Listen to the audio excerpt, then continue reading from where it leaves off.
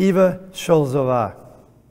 Born in Prague, Czechoslovakia in 1931, Eva wrote poetry and was known to be an artist. The family was deported to Terezin concentration camp in Poland, and in 1941, she died there at 10 years of age. Lauren, let's get into it and tell us what the inspiration was and when you started painting, what was the first thing that you depicted? This is my big what if painting. I had been made aware of the limited number of Jews allowed to emigrate to the United States. And of that limited number, only 10% of the spots were being filled. Those 90% of slots that could have been children coming to this country to live lives.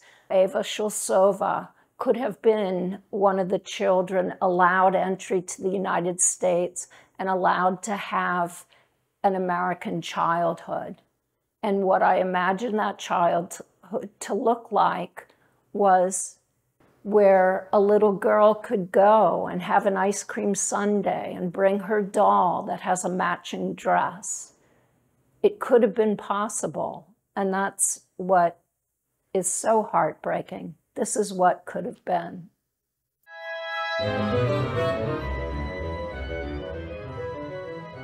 I can't wait to hear what inspired you on this. It's so whimsical. What captured me in the painting is the contrast between what we know that happened to this girl and what we see in the painting. She is sitting there, by the way, with sad eyes. Yes. Not happy eyes. Right. And there is a doll.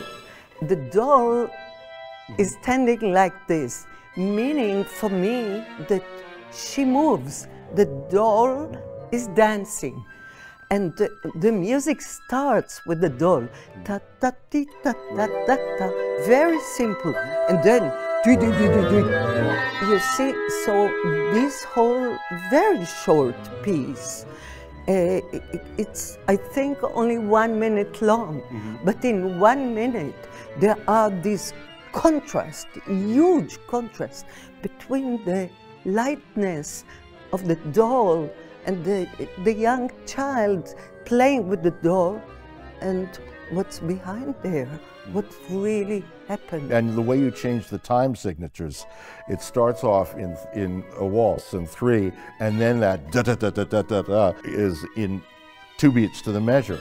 And that creates an incredible tension, as you said, contrast. And you use the low woodwinds, the bassoon on this. It reminds me of the dancing doll, the Offenbach. The change of meter really, really shows in this particular composition. It ends with a little plunk. Yeah, right.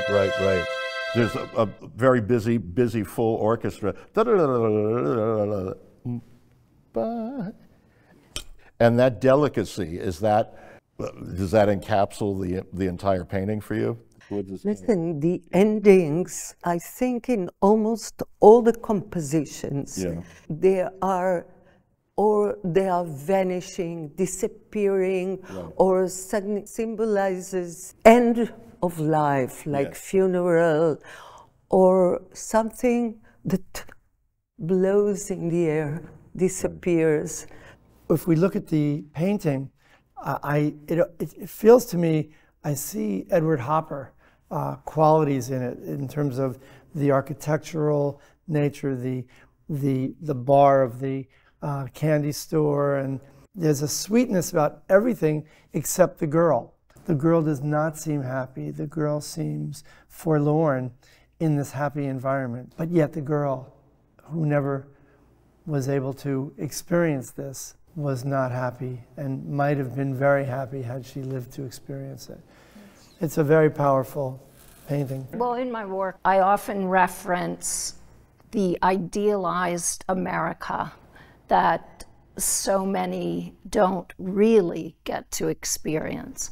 And the painting is also about the current immigration crisis of people at borders being denied access and being turned away and sent to their deaths.